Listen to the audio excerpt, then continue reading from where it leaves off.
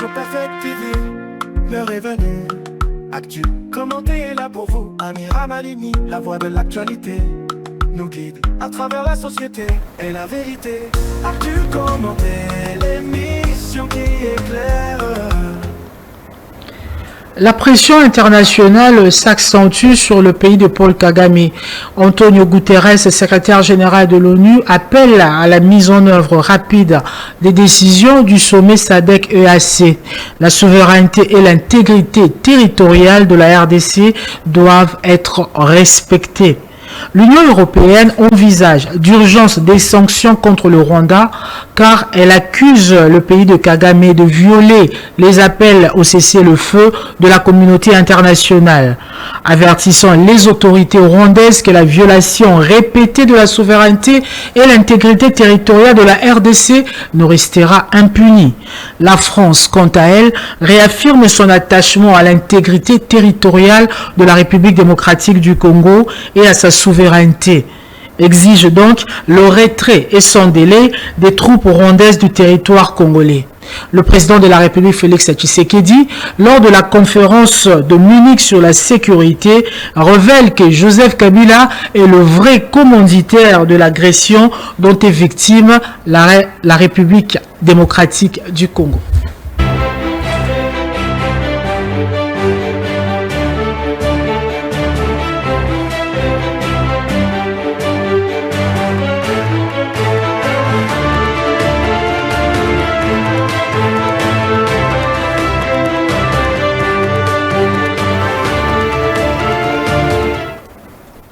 Bonjour et bienvenue à tous dans ce nouvel épisode de notre émission consacrée au conflit du M23 et la crise qui secoue la ville de Goma.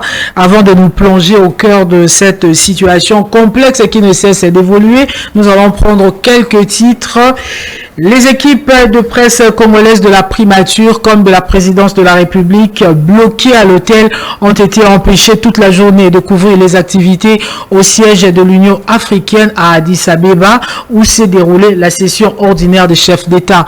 Il leur a été reproché de vouloir manifester à la cité de l'Union africaine et en fin de journée, le ministre éthiopien des Affaires étrangères a présenté des excuses à la délégation congolaise.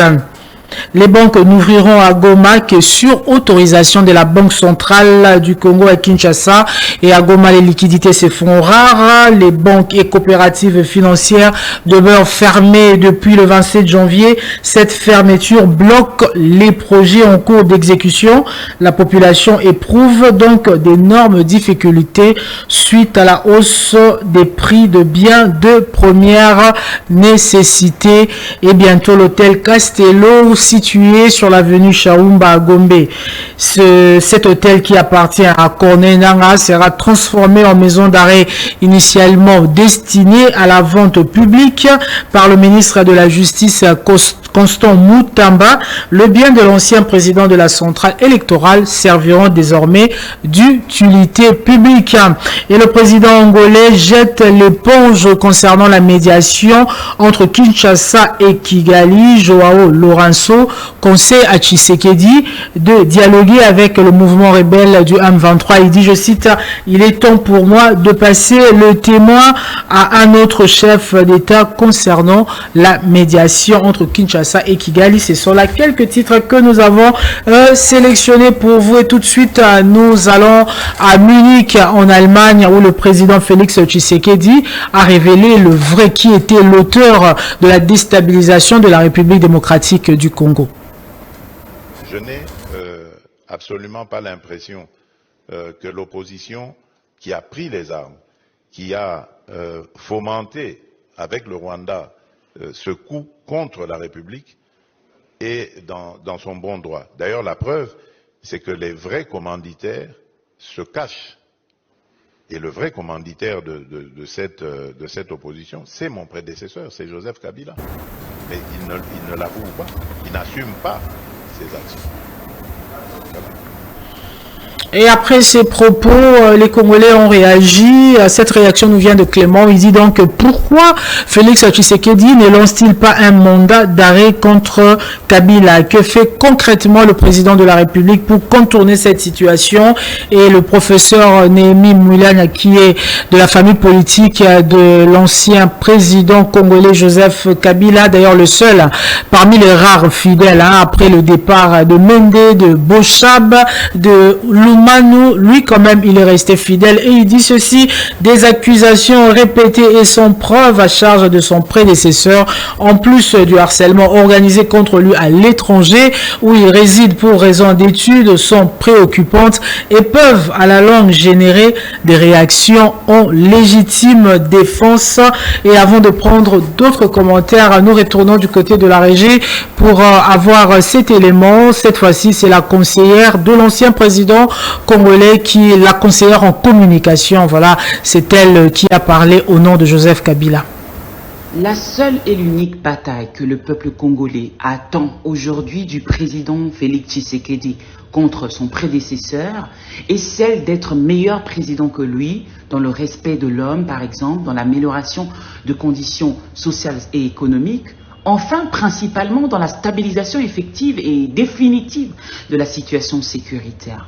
C'est sur ce terrain que le peuple pourra évaluer le niveau non seulement de ses compétences, mais aussi de son sérieux en tant que garant de la nation, et non en jouant à l'autruche face à ses responsabilités.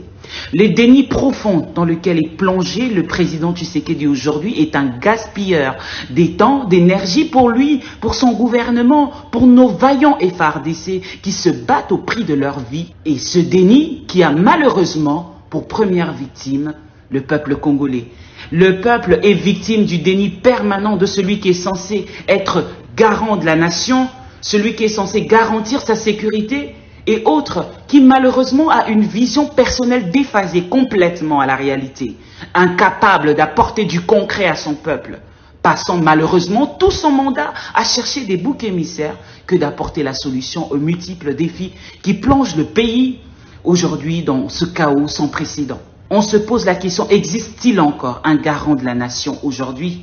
Et si la seule raison de cette accusation, encore une fois, de M. Tshisekedi envers M. Kabila est principalement celle du refus du FCC de participer aux élections chaotiques de 2023, c'est saugrenu du fait qu'en 2011, l'UDPS a boycotté le processus électoral alors que le pays enregistrait également quelques poches d'insécurité et jamais Joseph Kabila n'a pointé du doigt ses opposants. Par contre, il a assumé ses responsabilités des chefs d'État tout seul.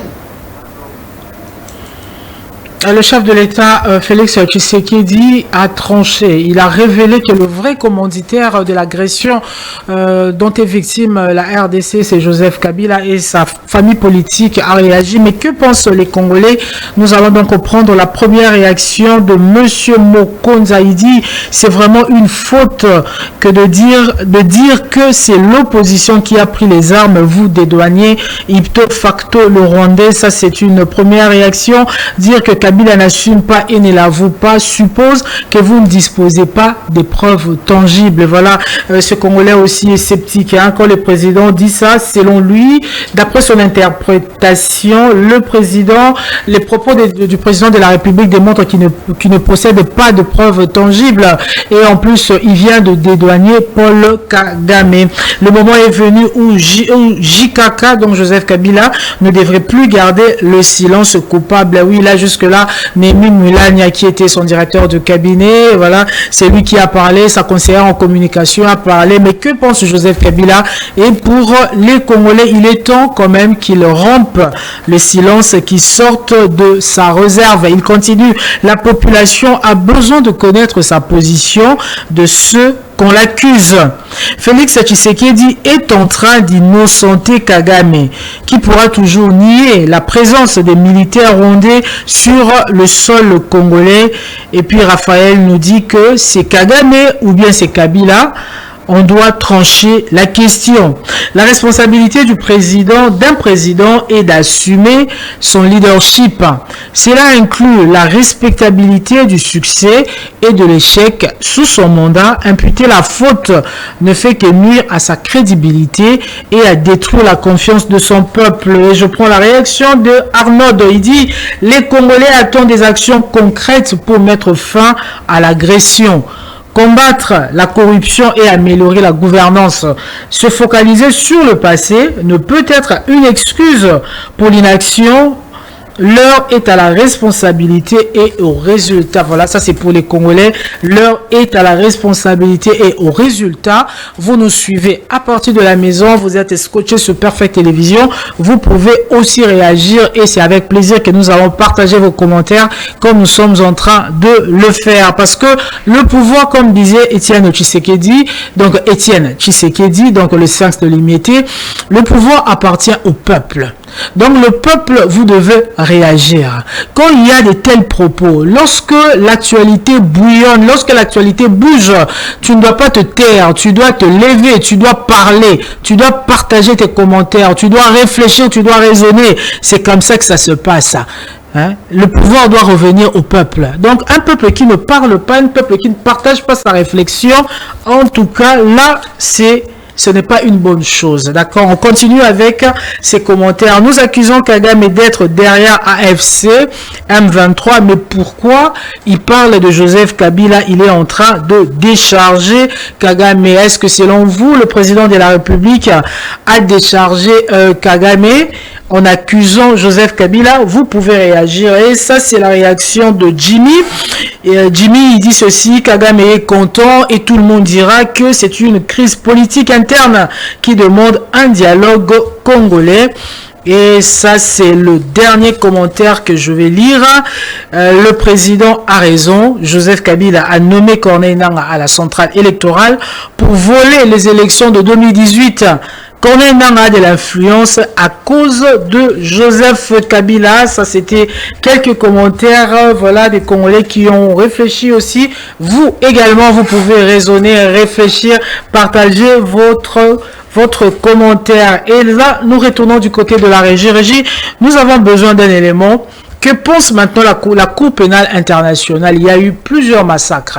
Ça fait quand même un bon bout de temps. Et à Goma, lorsque le M23 a pénétré la ville, lorsque le mouvement rebelle du M23 est entré dans la ville de Goma, il y a eu encore des massacres. Mais qu'est-ce que la Cour pénale?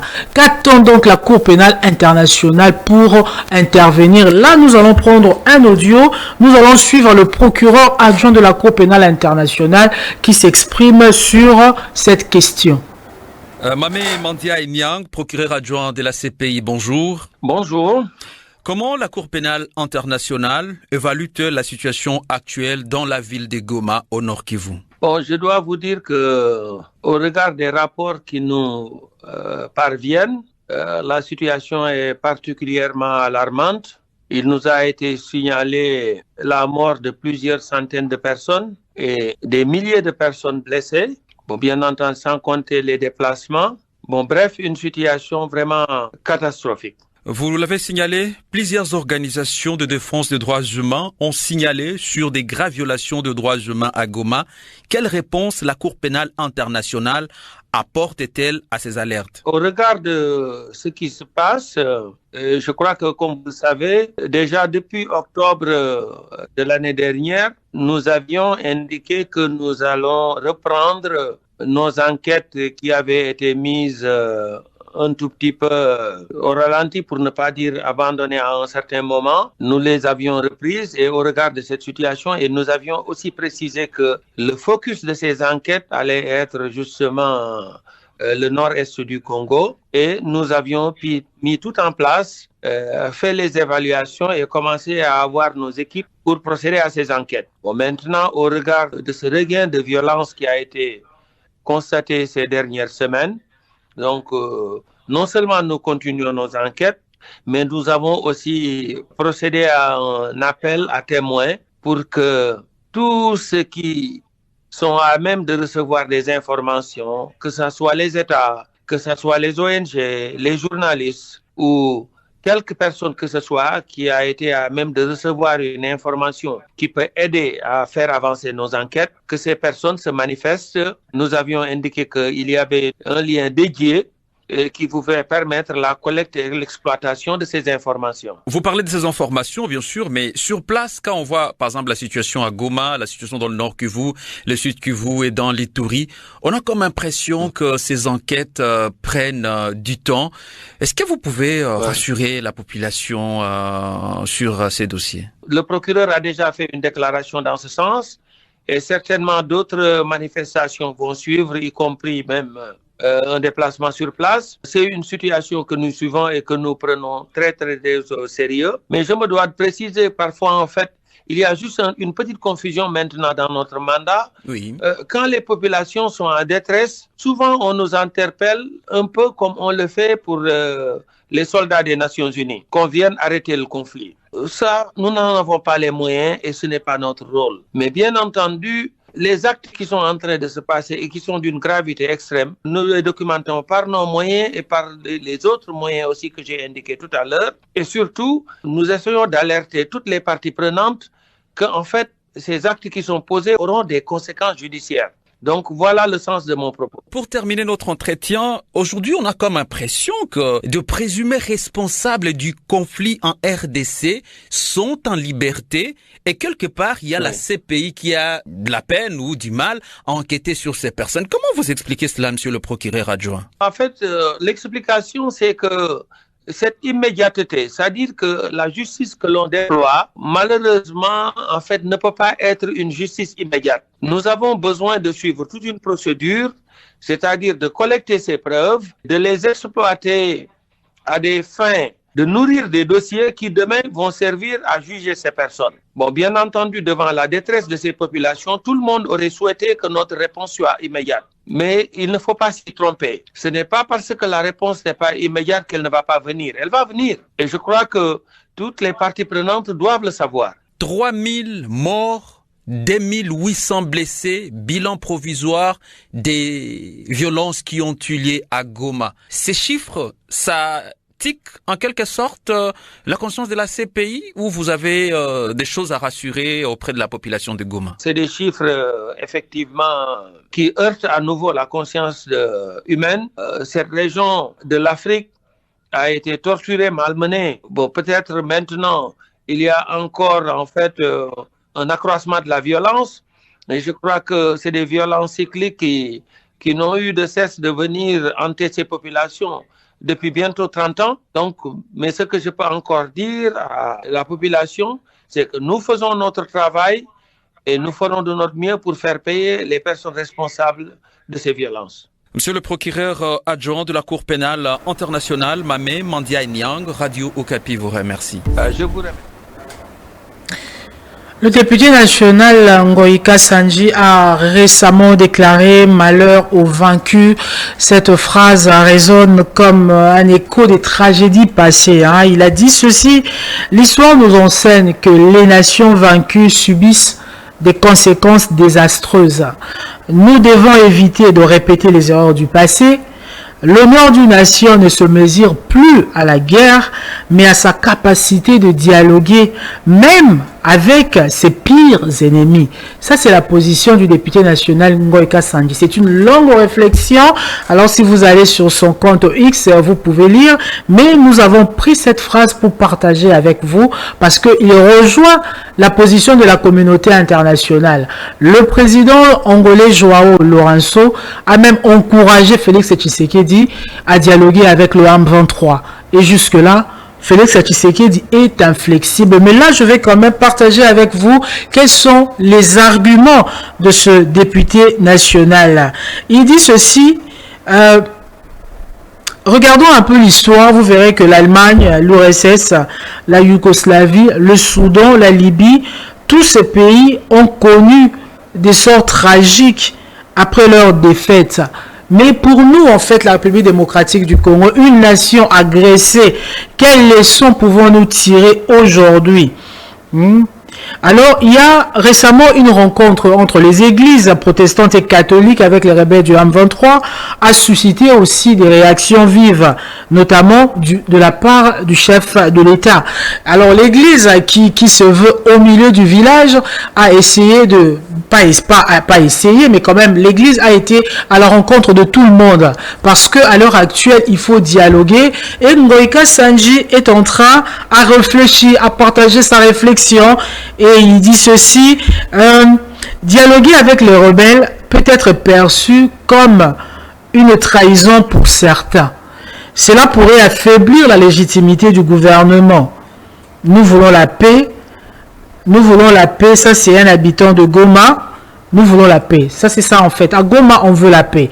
Dans la province du Sud Kivu, on veut la paix. D'ailleurs, à l'heure actuelle, il y a le gouverneur de la province du Sud Kivu qui a fui, en fait. Il a fui. Il a abandonné la population. À l'heure actuelle, la ville de Bukavu se trouve sans autorité civile et certainement dans les heures qui suivent, le président sera obligé de nommer un gouverneur militaire comme il a fait pour la province du Nord Kivu. Et nous allons du côté de la régie. Régie, aidez-nous avec ces images où on voit le gouverneur de la province du Sud Kivu, Puruzi, en train de quitter, de quitter sa ville. Abandonner la population à son triste sort. Et cette population n'a besoin que de la paix. Alors vous voyez que lorsque la communauté internationale encourage Félix Tshisekedi à dialoguer, c'est pour éviter la guerre. Parce qu'aujourd'hui, selon je peux recommencer, je peux relire cette phrase de Ngoïka Sanji qui dit ceci. L'honneur d'une nation aujourd'hui ne se mesure plus à la guerre, mais à sa capacité de dialoguer même avec ses pires ennemis. Et à l'heure actuelle, les pires ennemis de la République démocratique du Congo, c'est le mouvement rebelle du M23, même le mouvement rebelle de Corneille Nangaa. Régis, s'il vous plaît, aidez-nous un peu avec cet élément, cette vidéo où on voit le gouverneur de la province du Sud Kivu, voilà, il est là, en train de quitter la province.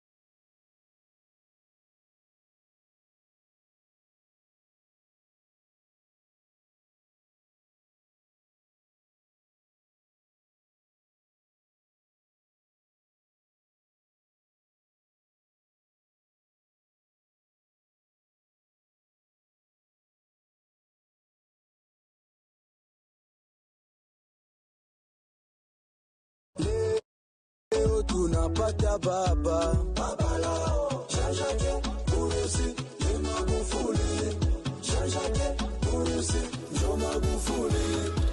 Mutu si maji ili yapendwe na wote.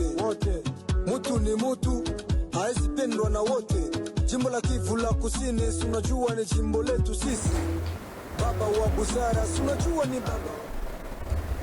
Nous allons passer à notre deuxième sujet, c'est la récente poignée de main entre Paul Kagame et la première ministre Judith Suminwa, un geste qui semble prometteur mais qui a soulevé de nombreuses questions. Et là nous avons les réactions des experts en relations internationales et voilà, ils ont analysé aussi pourquoi est-ce que Madame Judith Suminwa était restée debout en attendant que Paul Kagame s'asseye c'était une posture d'infériorité selon les experts en relations internationales qui pourrait avoir des répercussions sur la perception de notre pays sur la scène internationale. Et avant de balancer un peu ce commentaire, nous rentrons du côté de la régie. Régie, aidez-nous avec cette poignée de main, cette image où Madame Judith Suminwa serre la main de Paul Kagame, et nous allons partager avec vous les avis des experts en relations internationales.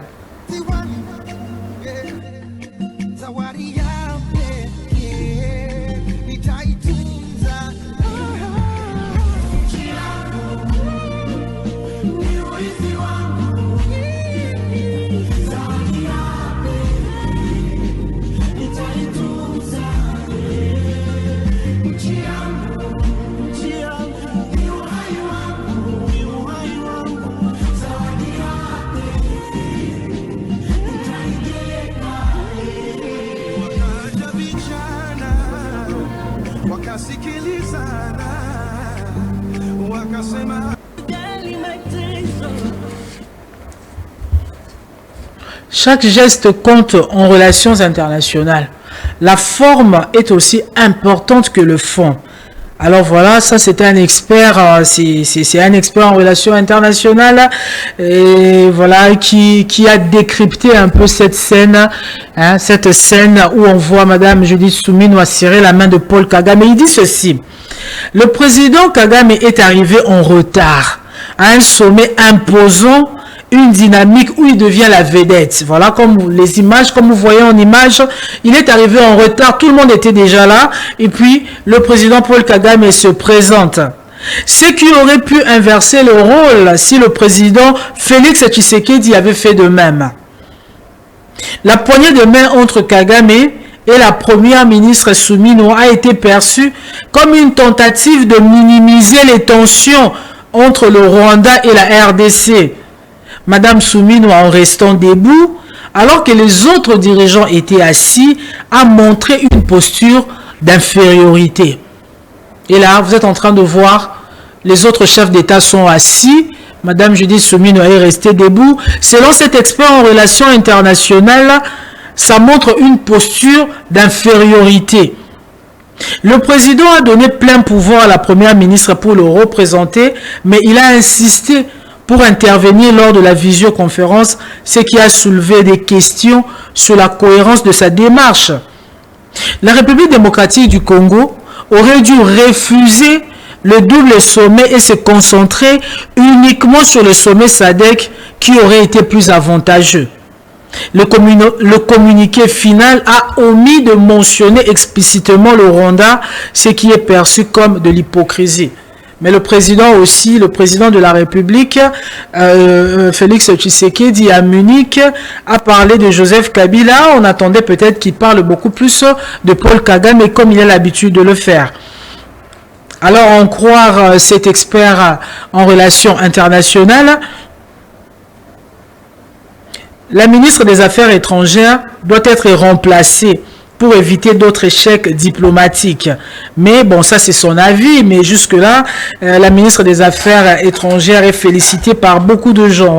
La population vraiment félicite la ministre des Affaires étrangères. Je continue avec ces recommandations. Il est suggéré de recruter un conseiller politique et diplomatique pour le cabinet présidentiel afin d'améliorer la stratégie diplomatique de la RDC. Est-ce qu'au cabinet présidentiel, le cabinet présidentiel manque un conseiller politique et diplomatique? Mais bon, ça c'est sa recommandation. Quand même, nous partageons sa recommandation et vous nous suivez à partir de la maison. Vous pouvez aussi réagir. Donc cette analyste revient un peu sur le fond et sur la forme. Selon cette analyse, cet expert en diplomatie, bien en relations internationales, notre première ministre, Madame Judith Suminwa, a montré une posture d'infériorité vis-à-vis de Paul Kagame. Paul Kagame a volé la vedette. Paul Kagame est arrivé après tout le monde, pendant que les autres chefs d'État étaient assis. Madame Souminwa qui était investie, qui a été envoyée. Donc, en ce moment-là, elle représentait le président de la République. Donc, elle devait s'asseoir comme les autres chefs d'État, mais elle est restée debout. Selon cet expert en relations internationales, c'est une faute. C'est une faute. Et il a encore dit ceci, la RDC aurait dû refuser le double sommet et se concentrer uniquement sur le sommet SADC. Ça, c'est son avis. Donc, vous êtes en train de suivre Actu commenté. Aujourd'hui, on continue en fait à parler de la guerre dans l'Est de la République démocratique du Congo. On parle de la crise en fait qui frappe la ville de Goma. Et là, vous avez suivi un peu le procureur adjoint de la Cour pénale internationale qui est en train d'expliquer la procédure. Et là, vous avez compris qu'est-ce qu'il faut faire lorsqu'il faut mener des enquêtes. Vous avez compris, nous avons balancé cette image. Et il y a aussi ces propos du président de la République qui enflamment la toile selon les avis qu'on a recueillis des Congolais. Par ces propos, en accusant, en pointant du doigt Joseph Kabila comme étant les commanditaires de l'agression que subit la RDC, le président de la République Félix Tshisekedi a dédouané Paul Kagame. Le président de la République a donc innocenté Paul Kagame et nous retournons du côté de la régie. Régie, nous avons besoin de la vidéo de la réaction du professeur Kalele qui revient encore sur les accords. Pourquoi est-ce que Félix Tshisekedi a refusé de respecter les accords signés par Joseph Kabila? Ça, c'est la réaction du professeur Kalele. Le 12 mai 2012, il se tient une réunion à Rubavu. Rubavu, c'est au Rwanda, frontière avec le Nord Kivu là-bas. Des ministres de la Défense congolais et rwandais. Ils signent un accord. Dans cet accord, les deux parties conviennent de ce que les armées rwandaises peuvent entrer au Congo et surveiller les 9 frontières de ce pays.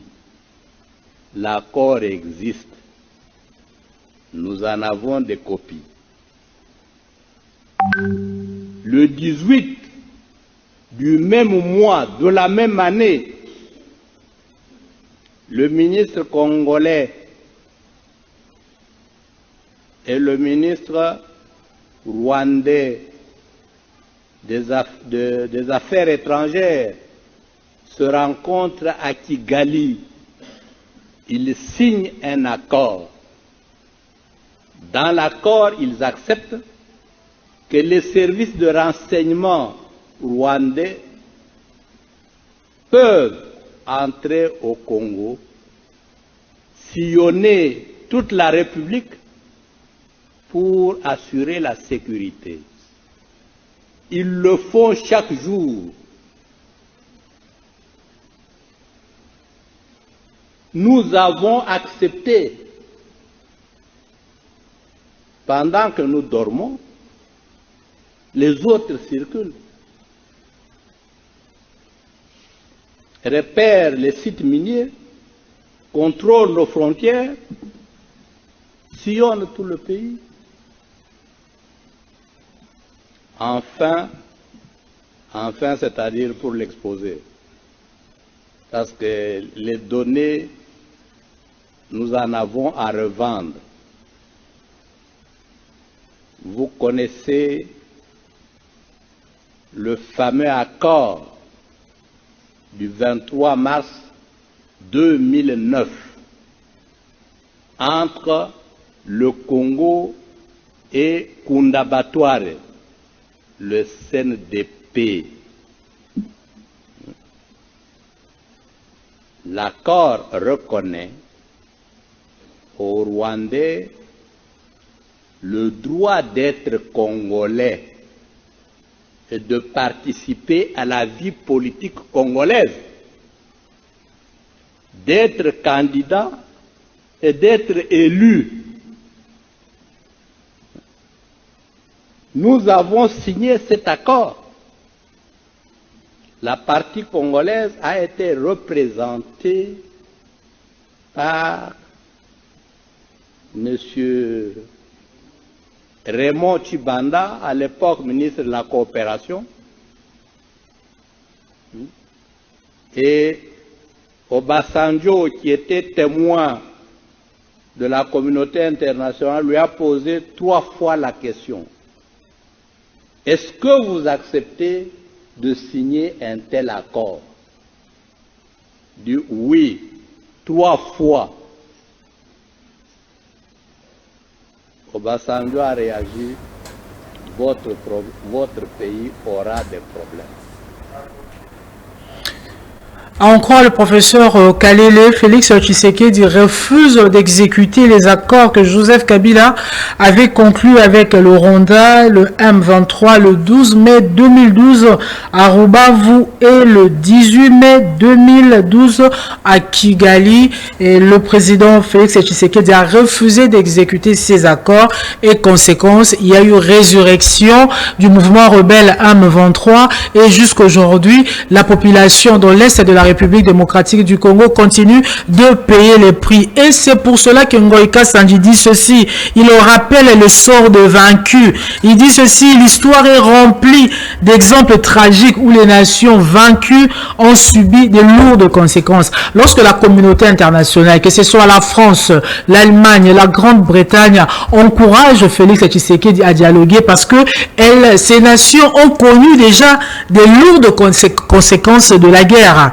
Les nations civilisées aujourd'hui s'engagent dans des discussions même avec leurs ennemis pour éviter des guerres coûteuses en vie et ressources. Et aujourd'hui, la ville de Goma, les liquidités se font rares. Ça, c'est suite à l'agression. Les gens meurent. C'est suite à l'agression. Vous avez suivi un gouverneur qui a abandonné sa population. Alors c'est pourquoi les nations civilisées s'engagent dans des discussions même avec leurs ennemis. Les proverbes locaux soulignent même l'importance de trouver des compromis pour préserver la paix. Et je continue avec ce commentaire et ce sera à vous de trancher. Vous êtes d'accord? Est-ce que vous êtes d'accord avec la guerre? Êtes-vous d'accord avec la guerre? Ou bien êtes-vous d'accord de dialoguer avec les pires ennemis? Dans le contexte moderne, il est crucial de reconnaître que la guerre ne se justifie plus par simplement par l'honneur. Les nations doivent privilégier la raison d'État pour éviter la disparition. La compréhension actuelle de l'honneur repose sur la survie et la prospérité d'une nation, incitant à choisir le dialogue plutôt que le conflit. Vous, la population congolaise qui nous suivez, qui suivez Actu Commenté, que conseillez-vous au président de la République? Vous voulez l'honneur? Vous voulez que le président de la République continue à refuser de dialoguer avec le mouvement rebelle M23 et le mouvement AFC de Corneille Nangaa? Les églises ont montré le chemin qu'il fallait dialoguer. Bien qu'ils ont été traités de tous les noms. Parce que les églises ont compris, mieux vaut éviter des guerres coûteuses en ressources et en population et plutôt privilégier la raison d'État. Privilégier la raison d'État, c'est quoi? Accepter de dialoguer même avec les pires ennemis. L'histoire est remplie d'exemples tragiques où les nations vaincues ont subi de lourdes conséquences. L'Allemagne, après sa défaite, a été divisée et placée sous la domination des vainqueurs. Ça, ce sont des cas qui ont existé. Et c'est l'Allemagne en question qui conseille au président de la République de dialoguer afin d'éviter ces conséquences. Je continue. L'URSS face au capitalisme a connu un démembrement dévastateur. Aujourd'hui, on ne parle plus de l'URSS. On parle, il y a des Kazakhstan, il y a plusieurs pays, là, des petites nations qui ont émergé après l'éclatement de l'Union soviétique. Plus récemment, la Yougoslavie, excusez-moi, a disparu de la carte. On ne parle même plus de la Yougoslavie, ça n'existe plus. Tout cela parce qu'un jour, ils ont choisi la guerre. Par honneur peut-être, ils ont choisi la guerre. La conséquence, la Yougoslavie n'existait plus. Et la Libye est désormais en lambeaux. Ces événements rappellent que le sort des vaincus peut être particulièrement cruel. Comme qui dirait que jusque-là, le président de la République a maintenu sa position un refus catégorique de dialoguer avec le mouvement rebelle. Mais là, c'est un député national, hein, Ngoïka Sandji qui était aussi gouverneur là-bas au Kasaï, où les Kasaï a connu les événements tragiques avec Kamwina Sampou. Et les Kasaïens aussi ont été obligés de quitter la province. Ils ont été obligés, mais là c'était toujours en République démocratique du Congo, ils ont été obligés d'abandonner maisons, ressources pour se réfugier dans d'autres provinces. Mais ça s'est passé à l'interne. Mais avec la guerre, voilà les conséquences. Il nous explique ici, la Yougoslavie a disparu. Aujourd'hui, la Libye est désormais en lambeaux. Est-ce que c'est ça le choix de la République démocratique du Congo? Et nous ne faisons que commenter et réfléchir. Et vous aussi, à partir de la maison, vous pouvez continuer d'envoyer vos commentaires. Ça, c'est un député national qui parle. Il dit ceci: le monde a évolué. Aujourd'hui, la notion d'honneur a changé. Au Moyen-Âge, on a suivi quand même des films, des Japonais, des Chinois, où par honneur, quelqu'un pouvait se couper le bras. Est-ce qu'aujourd'hui, ces genres d'honneur existent encore? Bonne interrogation. Dans le cadre des relations internationales, il ne s'agit plus de se battre pour l'honneur, mais plutôt d'éviter la guerre pour préserver la dignité d'une nation. Pour préserver la dignité d'une nation, pour préserver le pays tout entier, pour éviter que le pays s'éclate. Il y a éclatement comme l'URSS, pour éviter que le pays se retrouve en lambeaux comme la Libye. Il faut préserver, il faut choisir de dialoguer même avec ses pires ennemis. Dans ce contexte, les nations civilisées préfèrent dialoguer. Ce dialogue, tout comme la réconciliation, se fait souvent non pas avec des alliés, mais avec les adversaires les plus acharnés. C'est vrai que si aujourd'hui Félix Tshisekedi choisit de dialoguer avec les rebelles du M23, cela sera certainement vu comme la pire de trahison, mais la réflexion du député national Ngoïka Sandji vaut son pesant d'or. Vous partagez cet avis?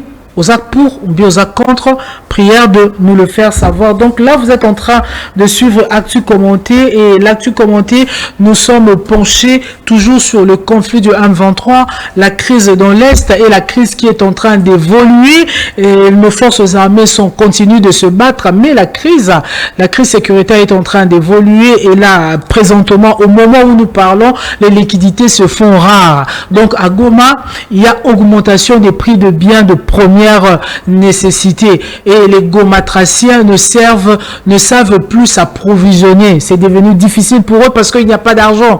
Il n'y a pas d'argent. Les microfinances sont fermées, les banques sont fermées. C'est un peu ça la situation. Et si le président de la République reste inflexible, cette situation risque de durer. Et vous, la population, nous avons besoin de votre avis. Prière de communiquer votre avis. Nous sommes revenus sur cette poignée de main entre le président Paul Kagame et madame la première ministre Judith Suminwa, et comment cette poignée de main a été vue des experts en relations internationales. Selon les experts en relations internationales, madame Judith Suminwa, qui a été investie, qui était envoyée, donc elle s'est retrouvée au milieu de chefs d'État au nom de Félix Tshisekedi, mais malheureusement président, elle a montré une position d'infériorité. Donc, c'est tout pour aujourd'hui. Merci d'avoir suivi cette émission en notre compagnie. Merci d'avoir envoyé vos commentaires. J'espère que je n'ai rien oublié parce que nous avons reçu beaucoup de commentaires. Mais je reviens sur le dernier ici. Il a dit la responsabilité. Lui, il parle de la responsabilité d'un président. La responsabilité d'un président est d'assumer son leadership. Donc, assumer son leadership, est-ce que c'est revient aussi à dialoguer avec le mouvement rebelle du M23? Ce sera à vous de répondre et c'est la fin de votre émission Actu Commenté. Espérons vous retrouver en forme pour un nouvel épisode. Et jusque-là, portez-vous bien et prochainement et à suivre plutôt. Merci.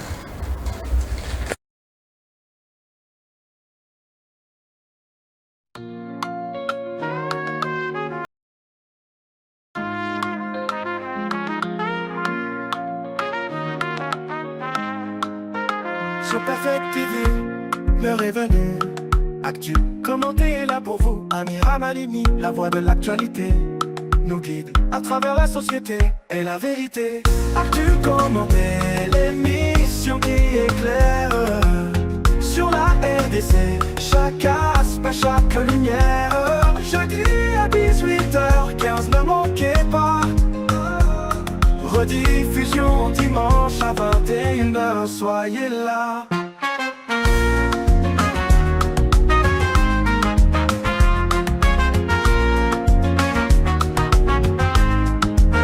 Économie, politique, environnement.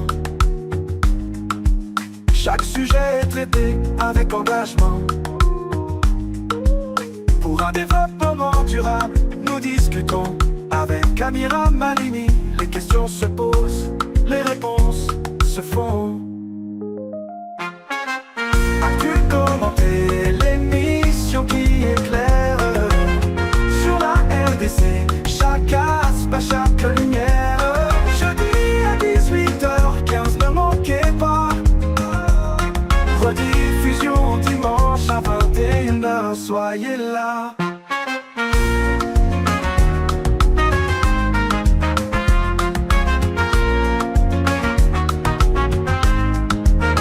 Sur la page Facebook RDC aujourd'hui, vous trouverez les infos, les points de vue. Actu Commenté vous informe avec précision pour mieux comprendre, suivre chaque évolution. Actu Commenté, l'émission qui éclaire sur la RDC. Chaque aspect, chaque lumière. Jeudi à 18h15, ne manquez pas. Rediffusion dimanche à 21h, soyez là.